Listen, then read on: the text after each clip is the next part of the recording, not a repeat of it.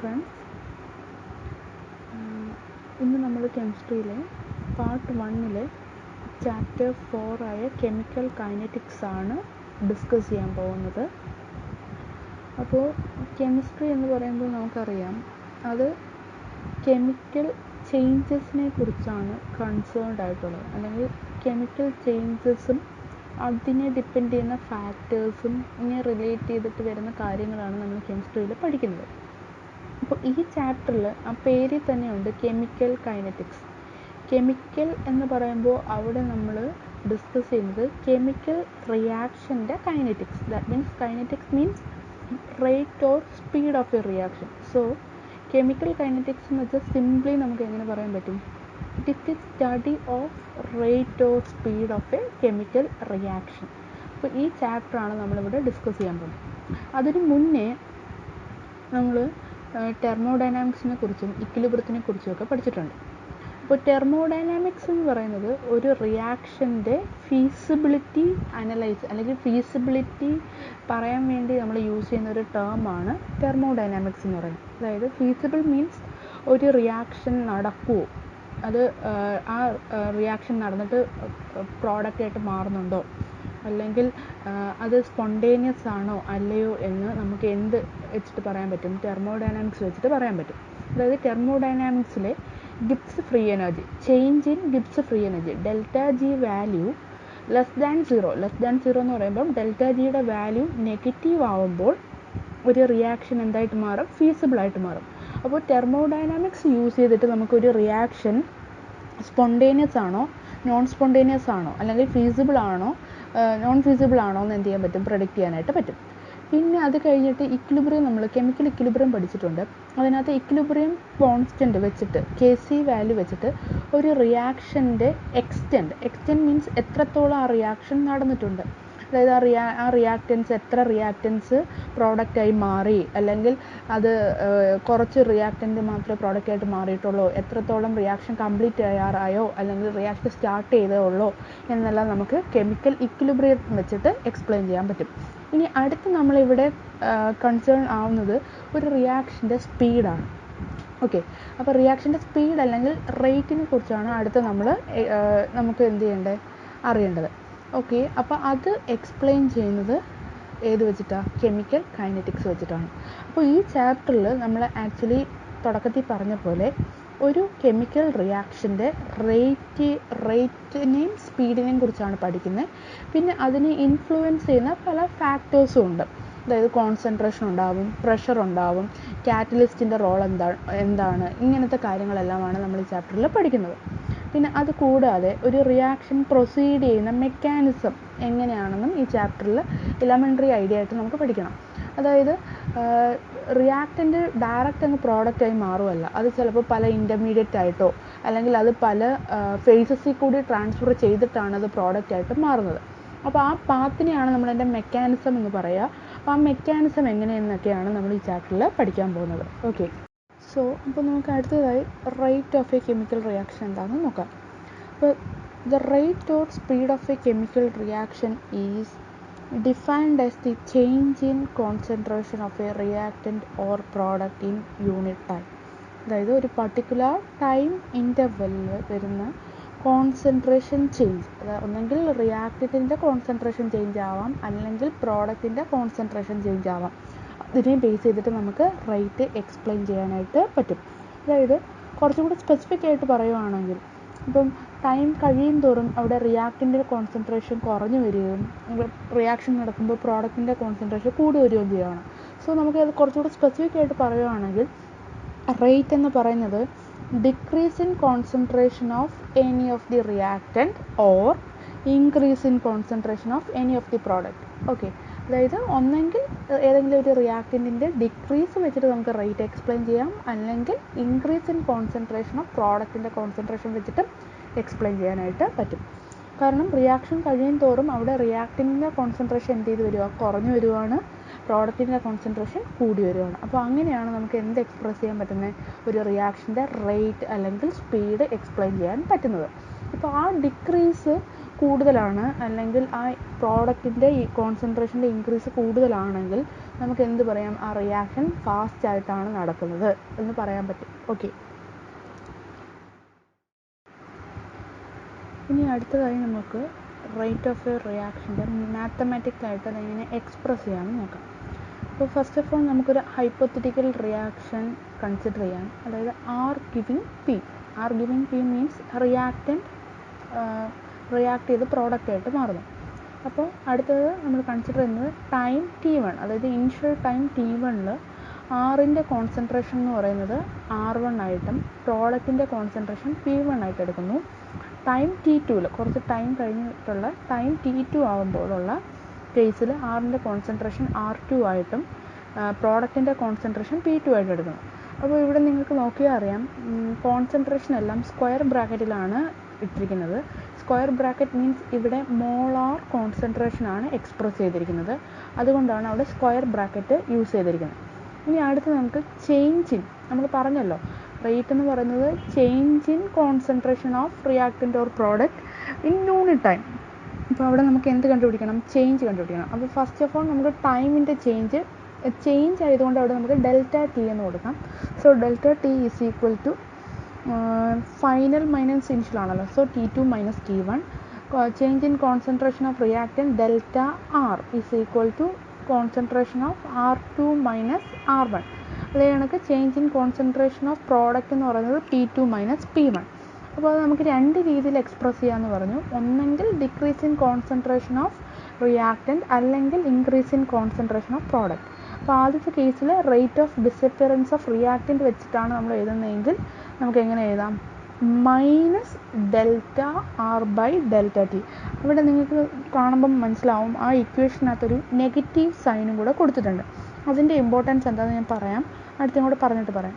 അടുത്ത rate of appearance of product എന്ന് പറയുന്നത് എങ്ങനെ കണ്ടുപിടിക്കുന്നത്, increase in concentration of product by time taken. That means delta P, change in concentration of product by change in time. So delta P by delta. Next topic is expressing the rate of a chemical reaction. അത് നമുക്ക് രണ്ട് cases ആയിട്ട് നോക്കാം. ആദ്യത്തെ case എടുക്കുന്നത് ഇവിടെ എടുത്തിരിക്കുന്ന example എന്ന് പറയുന്നത് Hg+Cl2 ഗിവിങ് HgCl2. അതൊരു ബാലൻസ്ഡ് ഇക്വേഷനാണ്. ആ ബാലൻസ്ഡ് ഇക്വേഷൻ്റെ പ്രത്യേകത അവിടുത്തെ രണ്ട് റിയാക്റ്റൻറ്റിൻ്റെയും പ്രോഡക്റ്റിൻ്റെയും സ്റ്റോയിഷ്യോമെട്രി 1 ആണ്. അല്ലെങ്കിൽ ഇവിടുത്തെ എല്ലാ റിയാക്റ്റൻറ്റിൻ്റെയും പ്രോഡക്റ്റിൻ്റെയും സ്റ്റോയിഷ്യോമെട്രി സെയിം ആയിട്ടാണ് വന്നിരിക്കുന്നത്. അപ്പോൾ ആ കേസിൽ റേറ്റ് എഴുതുമ്പോൾ നമുക്ക് എങ്ങനെ എഴുതാം, അപ്പോൾ ഈ കേസിലാണെങ്കിൽ rate is equal to minus reactant ആയതുകൊണ്ട് അവിടെ മൈനസ് കൊടുക്കണം, minus delta Hg by delta T is equal to എന്തിന് ഇക്വലൻ്റ് ആയിരിക്കും, മൈനസ് ഡെൽറ്റ Cl2. ക്ലോറിനും റിയാക്റ്റൻ്റ് ആണ്, so minus delta Cl2 by delta T is equal to product ആയതുകൊണ്ട് അവിടെ minus കൊടുക്കേണ്ട delta HgCl2 by delta T ആണ്. അപ്പോൾ ഈ കേസിൽ റേറ്റ് എന്ന് പറയുന്നത് ഒന്നെങ്കിൽ decrease in concentration of Hg വെച്ച് പറയാം, ക്ലോറിൻ വെച്ച് പറയാം, അല്ലെങ്കിൽ പ്രോഡക്റ്റിൻ്റെ ഇത് വെച്ചിട്ട് എക്സ്പ്രസ് ചെയ്യാം. അപ്പോൾ ഇവിടെ സ്റ്റോയിഷ്യോമെട്രി സെയിം ആയതുകൊണ്ട് നമുക്ക് ഇങ്ങനെയാണ് ഇതിൻ്റെ റേറ്റ് എക്സ്പ്രസ് ചെയ്യാൻ പറ്റുന്നത്. പക്ഷേ രണ്ടാമത്തെ കേസ് 2ൻ്റെ കേസിൽ അവിടുത്തെ ഇക്വേഷൻ എന്ന് പറയുന്നത് 2HI giving H2 plus I2. ഇതാണ് അവിടുത്തെ ബാലൻസ്ഡ് കെമിക്കൽ ഇക്വേഷൻ എന്ന് പറയുന്നത്. അപ്പോൾ ഇവിടെ നമുക്ക് നോക്കുമ്പോൾ മനസ്സിലാവുന്നതെന്ന് വെച്ചാൽ ഇവിടുത്തെ സ്റ്റോയിഷ്യോമെട്രീസ് സെയിം അല്ല. ഇവിടെ രണ്ട് HI മോളിക്യൂൾ ഡീകമ്പോസ് ചെയ്തിട്ടാണ് ഒരു H2ഉം I2 ആയിട്ട് മാറുന്നത്. അപ്പോൾ ഇവിടെ സ്റ്റോയിഷ്യോമെട്രി ഡിഫറെൻ്റ് ആണ്. അപ്പോൾ സ്റ്റോയിഷ്യോമെട്രി ഡിഫറെൻ്റ് ആയിട്ടുള്ള കേസാണ് വരുന്നതെങ്കിൽ നമ്മളവിടെ റേറ്റ് എഴുതുമ്പോൾ അവിടെ എന്ത് ചെയ്യണം എന്ന് വെച്ചാൽ അതിൻ്റെ റെസ്പെക്റ്റീവ് സ്റ്റോയിഷ്യോമെട്രീസ് കൊണ്ട് ഡിവൈഡ് ചെയ്യണം. കാരണം ഈ കേസിൽ രണ്ട് HI മോളിക്യൂള് കൺസ്യൂം ചെയ്യുമ്പോഴാണ് ഒരു H2ഉം I2ഉം ഫോം ചെയ്യുന്നത്. അപ്പോൾ അതിൻ്റെ എമൗണ്ട് ഈക്വൽ ആയിട്ടല്ല അവിടെ കോൺസെൻട്രേഷൻ ചേഞ്ച് ഒരേ കണക്കല്ല വരുന്നത്. കാരണം രണ്ട് HI ബ്രേക്ക് ചെയ്യുമ്പം ആണ് ഒരു H2ഉം ഒരു I2യെ ഫോം ചെയ്യുന്നുള്ളൂ. അപ്പോൾ അത് HIയുടെ എമൗണ്ട് ഈക്വൽ ആക്കാൻ വേണ്ടി അതിനെ എന്തുകൊണ്ട് ഡിവൈഡ് ചെയ്യണം, 2 കൊണ്ട് ഡിവൈഡ് ചെയ്യണം.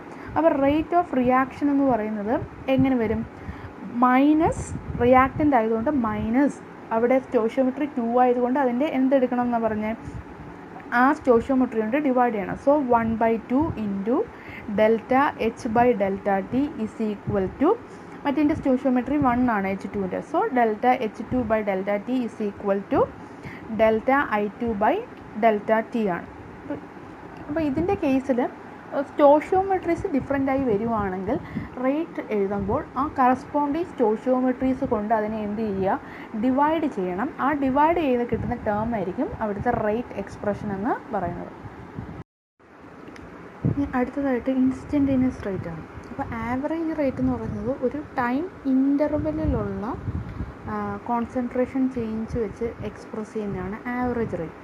ഇൻസ്റ്റൻറ്റേനിയസ് റേറ്റ് എന്ന് പറയുമ്പോൾ ഒരു പർട്ടിക്കുലർ ഇൻസ്റ്റൻറ്റിലുള്ള ഒരു ടൈം ഗ്യാപ്പ് ഉണ്ടാകത്തില്ല, ഒരു പർട്ടിക്കുലർ ടൈം ഇൻസ്റ്റൻറ്റിലുള്ള കോൺസെൻട്രേഷൻ ചേഞ്ചാണ് ഇൻസ്റ്റൻറ്റേനിയസ് റേറ്റ് എന്ന് പറയുന്നത്. അപ്പോൾ അത് കുറച്ചുകൂടി മനസ്സിലാവാൻ വേണ്ടി ആവറേജ് റേറ്റ് എക്സ്പ്രഷൻ നോക്കുക. Average is equal to minus delta R by delta T or delta P by delta T ആണ്. അപ്പോൾ അവിടുത്തെ ഡെൽറ്റ ടി എന്ന് പറയുന്നതാണ് ചേഞ്ച് ഇൻ ടൈം.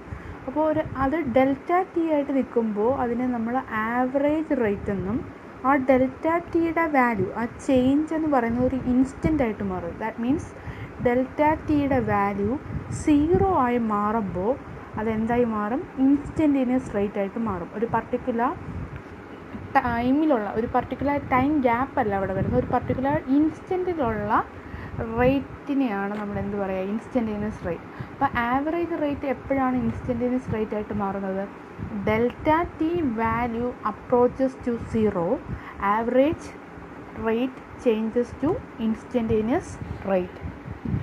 അപ്പോൾ ഇവിടെ വളരെ ചെറിയ ഒരു ടൈമിലുള്ള റേറ്റ് ചേഞ്ചാണ് നമ്മൾ കാണിക്കുന്നത്. അപ്പോൾ അത് കാണിക്കാൻ വേണ്ടി അവിടെ ഡെൽറ്റയ്ക്ക് പകരം നമ്മൾ ഡി വെച്ച് റീപ്ലേസ് ചെയ്യും. ഡെൽറ്റ വരുന്നിടത്തെല്ലാം ഡി, സ്മോൾ ഡി ആവും.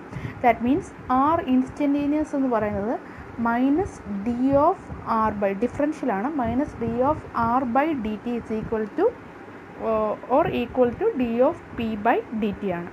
ഓക്കെ, ഇനി ഇതിൻ്റെ ഗ്രാഫിക്കൽ റെപ്രസെൻറ്റേഷൻ എടുക്കുമ്പോൾ മുന്നത്തെ കേസിൽ നമുക്കൊരു time interval T1 to T2 അങ്ങനെ ഉണ്ടായിരുന്നു.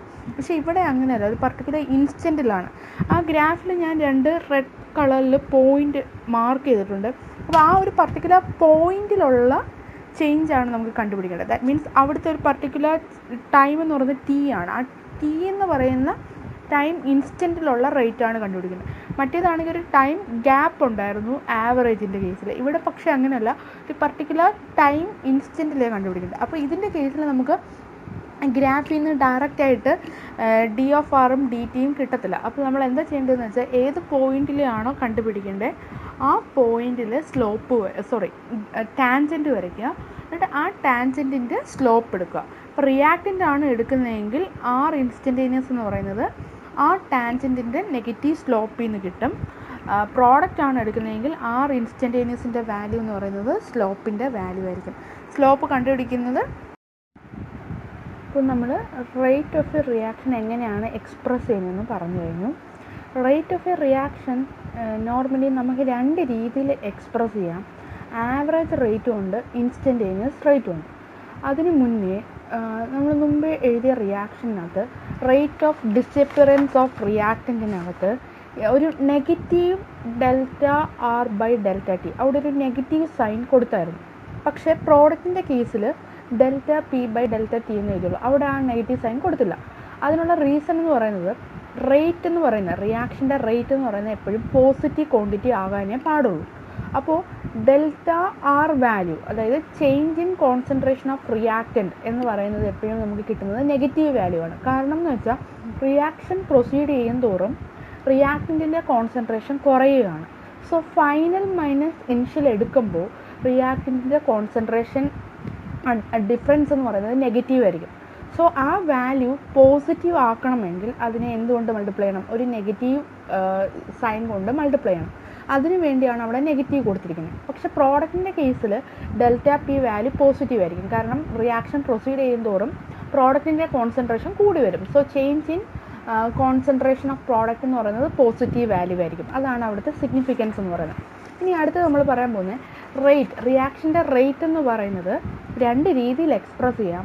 ആവറേജ് റേറ്റ് ആയിട്ട് എക്സ്പ്രസ് ചെയ്യാം, പിന്നെ അതേ കണക്ക് ഇൻസ്റ്റൻറ്റേനിയസ് റേറ്റ് ആയിട്ട് എക്സ്പ്രസ് ചെയ്യാം.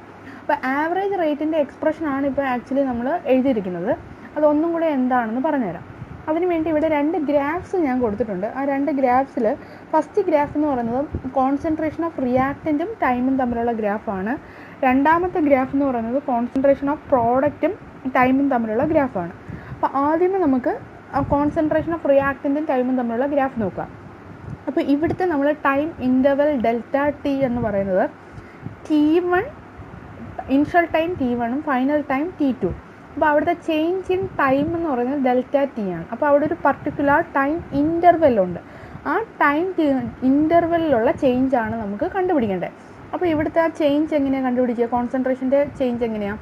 T1ലുള്ള കോൺസെൻട്രേഷൻ ഓഫ് റിയാക്റ്റൻ്റ് R1ഉം T2ൻ്റെ കോൺസെൻട്രേഷൻ R2 ആയിട്ട് എടുക്കുന്നു. അപ്പോൾ അവിടുത്തെ ഡിഫറൻസ് എന്ന് പറയുന്നത് R2 minus R1 by T2 minus T1. അപ്പോൾ റിയാക്റ്റൻ്റ് ആയതുകൊണ്ട് റേറ്റ് പോസിറ്റീവ് ആക്കേണ്ടത് കൊണ്ടും നമ്മൾ ആ ഇക്വേഷനെ എന്തും കൂടെ കൊണ്ട് മൾട്ടിപ്ലൈ ചെയ്യുന്നു? മൈനസ് കൂടെ കൊണ്ട് മൾട്ടിപ്ലൈ ചെയ്യുന്നു. ഇതേ കണക്ക് തന്നെയാണ് പ്രോഡക്റ്റിൻ്റെ കേസിൽ. പ്രോഡക്റ്റിൻ്റെ കേസിലുള്ള ഗ്രാഫിൻ്റെ കേസിലും T1 മൈനസ് T2 ടൈം T1ലും ടൈം T2ലും ഉള്ള പ്രോഡക്റ്റിൻ്റെ കോൺസെൻട്രേഷൻ എടുക്കുന്നു. P1ഉം P2 ആയിട്ട് എടുക്കുന്നു.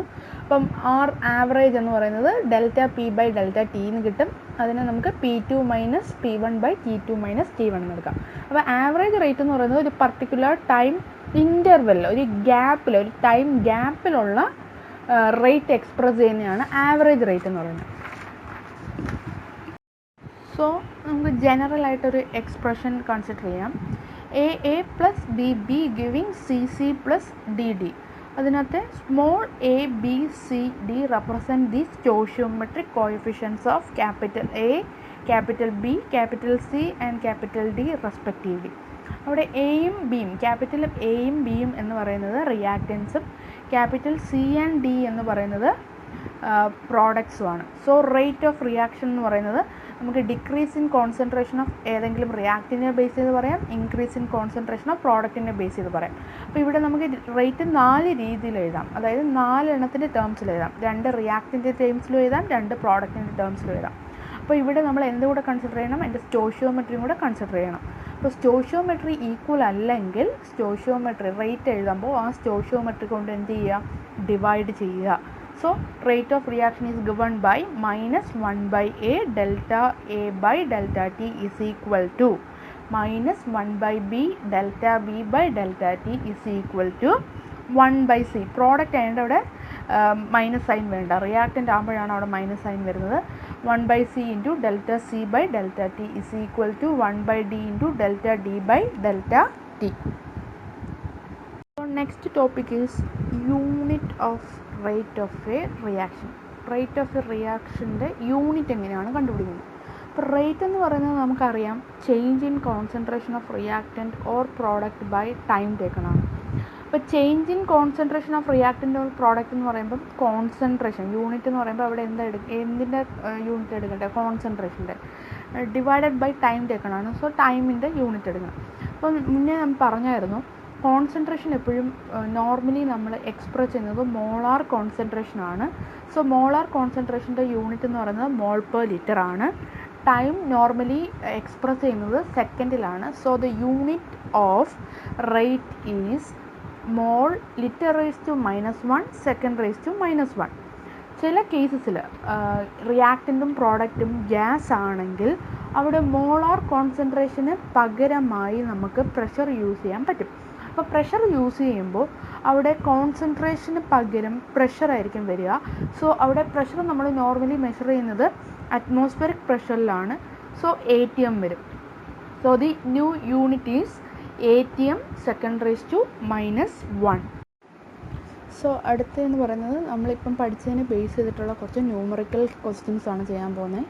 So first question is in A reaction to A giving products, the concentration of A decreases from 0.5 mol liter raised to -1 to 0.4 mol liter raised to -1 in 10 minutes. Calculate the rate during this interval. So ഇവിടെ ഒരു time interval 10 മിനിറ്റ്സും തന്നിട്ടുണ്ട്. So അവിടെ കണ്ടുപിടിക്കേണ്ട rate എന്ന് പറയുന്നത് അപ്പം average rate തന്നെയായിരിക്കും. So ആൻസറിലോട്ട് പോകാം നമുക്ക്. ആദ്യമേ തന്നിരിക്കുന്ന ഇക്വേഷൻ എഴുതുന്നു. Two A giving product so R ആവറേജിൻ്റെ ഇക്വേഷൻ എഴുതുന്നു. R average is equal to minus 1/2. 1/2 വരാനുള്ള കാരണം അവിടെ റിയാക്റ്റൻറ്റിൻ്റെ കേസിൽ സ്റ്റോയിഷ്യോമെട്രി 2 ആണ്. സോ അതിനെ ആ സ്റ്റോയിഷ്യോമെട്രി കൊണ്ട് ഡിവൈഡ് ചെയ്യണം. So minus 1/2 into delta A by delta T. Delta A എന്ന് പറയുന്നത് change in concentration of reactants ആണ്. അത് കണ്ടുപിടിക്കുന്നത് final concentration of reactant minus initial concentration of reactant ആണ്. സോ നമുക്കത് A1ഉം A2 ആയിട്ട് എടുക്കാം. ഇനിഷ്യൽ കോൺസെൻട്രേഷൻ A1ഉം ഫൈനൽ കോൺസെൻട്രേഷൻ A2 ആയിട്ട് എടുക്കാം. അത് ക്വസ്റ്റ്യനിൽ തന്നിട്ടുണ്ട്. A1 എന്ന് പറയുന്നത് 0.5ഉം A2 എന്ന് പറയുന്നത് 0.4ഉം ആണ്. സോ നമ്മൾ ആദ്യമേ ഡെൽറ്റ എ വാല്യൂ കാൽക്കുലേറ്റ് ചെയ്യുന്നു. ഡെൽറ്റ എ വാല്യൂ കാൽക്കുലേറ്റ് ചെയ്യുമ്പോൾ -0.1 മോൾ ലിറ്റർ റേസ് ടു -1 എന്ന് കിട്ടും. ഇനി അടുത്തതായിട്ട് ആർ ആവറേജിൻ്റെ ഇക്വേഷന് സബ്സ്റ്റിറ്റ്യൂട്ട് ചെയ്യുന്നു. സബ്സ്റ്റിറ്റ്യൂട്ട് ചെയ്യുമ്പം ആൻസർ 5 × 10⁻³ യൂണിറ്റ് എന്ന് പറയുന്നത്, റേറ്റിൻ്റെ യൂണിറ്റ് എന്ന് പറയുന്നത് കോൺസെൻട്രേഷൻ ബൈ ടൈം ആണ്. ഇവിടെ മോളാർ കോൺസെൻട്രേഷൻ ആയതുകൊണ്ട് കോൺസെൻട്രേഷൻ്റെ unit mole litre raise to -1 എന്ന് വരും. ഇവിടെ ടൈം മിനിറ്റിലാണ് തന്നിരിക്കുന്നത്. So the unit is mole litre raise to -1 minute raise to -1. Okay, the next question is, for the reaction R giving P, the concentration of a reactant changes from 0.03 mole to 0.02 mole in 25 minutes. Calculate the average rate of reaction using units of time both in minutes and seconds. So നമുക്ക് average rate ആണ് കണ്ടുപിടിക്കേണ്ടത്. Average rate കണ്ടുപിടിക്കുമ്പോൾ അവിടെ question ചോദിച്ചിരിക്കുന്നത് അത് മിനിറ്റ്സിലുള്ള കേസും കണ്ടുപിടിക്കണം, സെക്കൻഡിലുള്ള കേസും കണ്ടുപിടിക്കണം. അപ്പോൾ ക്വസ്റ്റ്യനിൽ നമുക്ക് 25 മിനിറ്റ്സ്, അവിടെ ചേഞ്ച് ഡെൽറ്റ ടി എന്ന് പറയുന്നത് 25 മിനിറ്റ്സിലാണ് തന്നിരിക്കുന്നത്. അപ്പോൾ ആദ്യമേ നമുക്ക് മിനിറ്റ്സ് വെച്ചിട്ടുള്ള ആവറേജ് റേറ്റ് കണ്ടുപിടിക്കാം. അതിനുശേഷം അതിനെ സെക്കൻഡായിട്ട് കൺവേർട്ട് ചെയ്യാം. സോ ആദ്യമേ ഇക്വേഷൻ എഴുതുന്നു. R giving P. ആവറേജ് റേറ്റിൻ്റെ ഇക്വേഷൻ എന്ന് പറയുന്നത് R average is equal to minus delta R by delta T ആണ്. അപ്പോൾ ഡെൽറ്റ ആർ കണ്ടുപിടിക്കാനായിട്ട് R2 minus R1 divided by delta T വേണം. അവിടെ R1ഉം R2ഉം തന്നിട്ടുണ്ട്. ഇനിഷ്യൽ കോൺസെൻട്രേഷൻ ഓഫ് റിയാക്റ്റൻറ്റ് 0.03 ആണെന്നും ഫൈനൽ കോൺസെൻട്രേഷൻ 0.02 ആണെന്നും തന്നിട്ടുണ്ട്. So we can calculate the value for delta R. അതിനുശേഷം അത് ഇക്വേഷനിൽ സബ്സ്റ്റിറ്റ്യൂട്ട് ചെയ്യുന്നു. R2ൻ്റെയും R1ൻ്റെയും ഡെൽറ്റ ടിയുടെ വാല്യൂ സബ്സ്റ്റിറ്റ്യൂട്ട് ചെയ്യുന്നു. സബ്സ്റ്റിറ്റ്യൂട്ട് ചെയ്തിട്ട് അവിടെ സബ്സ്റ്റിറ്റ്യൂട്ട് ചെയ്യുന്ന ഡെൽറ്റ ടി എന്ന് പറയുന്നത് മിനിറ്റിലാണ്. സോ നമുക്ക് കിട്ടുന്ന ആൻസർ എന്ന് പറയുന്നത് 4 × 10⁻⁴ mole litre raise to -1 minute raise to -1. ഇനി ഇതേ ക്വസ്റ്റ്യനിൽ ചോദിച്ചിരിക്കുന്നത് അവിടെ മിനിറ്റിന് പകരം യൂണിറ്റ് എന്താക്കി മാറ്റണം എന്നാണ് പറഞ്ഞിരിക്കുന്നത്, സെക്കൻഡ് ആക്കി മാറ്റണം. സോ എഗെയിൻ നമ്മൾ റേറ്റിൻ്റെ ഇക്വേഷൻ എടുക്കുവാണ്. ഇക്വേഷനകത്ത് ആ ഇക്വേഷൻ നോക്കുമ്പോൾ -0.02 -0.03 ഡിവൈഡഡ് ബൈ 25 മിനിറ്റ്. അപ്പോൾ അവിടുത്തെ ഈ ആൻസർ ചെയ്യുവാണെങ്കിൽ നമുക്ക് ആൻസർ മിനിറ്റിലായിരിക്കും കിട്ടുന്നത്. അപ്പോൾ ഇവിടെ നമുക്കിനി അത് നമ്മൾ ഓൾറെഡി ചെയ്ത് കഴിഞ്ഞു. ഇനി മിനിറ്റിനെ എന്താക്കിയാണ് വേണ്ടത്, സെക്കൻഡ് ആക്കുക വേണ്ടത്. സോ മിനിറ്റിനെ സെക്കൻഡ് ആക്കാനായിട്ട് എന്തുകൊണ്ട് മൾട്ടിപ്ലൈ ചെയ്യണം, 60 കൊണ്ട് മൾട്ടിപ്ലൈ ചെയ്യുന്നു. സോ അവിടെ 60 കൊണ്ട് മൾട്ടിപ്ലൈ ചെയ്തിട്ട് ഫൈനൽ ആൻസർ കണ്ടുപിടിക്കണം. ഫൈനൽ ആൻസർ എന്ന് പറയുന്നത് 6.67 × 10⁻⁻16 mole litre raise to -1 second raise to -1. So our third question is, in the isomerization of cis-butadiene to trans-butadiene, the concentration of cis-butadiene at the 8th and 12th minutes are 1.6 mole liter raised to -1 and 0.4 mole liter raised to -1 respectively. Calculate the average rate of conversion of cis-butadiene to trans-butadiene in this time interval. So here also we have to calculate the average rate for the conversion of cis-butadiene to trans-butadiene in the time interval between 8th and 12th minutes. So first നമുക്ക് general ആയിട്ട് equation എഴുതാം. Reactant A giving B, A എന്തായിട്ട് മാറുന്നു, B ആയിട്ട് മാറുന്നു. So നമുക്ക് R ആവറേജിൻ്റെ equation എന്ന് പറയുന്നത് minus delta A by delta T is equal to delta B by delta T ആണ്. അവിടെ റിയാക്റ്റൻ്റ് എന്ന് പറയുന്നത് cis-butadiene ആണ്. അതിൻ്റെ ഇനിഷ്യൽ കോൺസെൻട്രേഷനും ഫൈനൽ കോൺസെൻട്രേഷനും തന്നിട്ടുണ്ട്. അപ്പോൾ നമുക്കത് A1ഉം A2 ആയിട്ട് എടുക്കാം.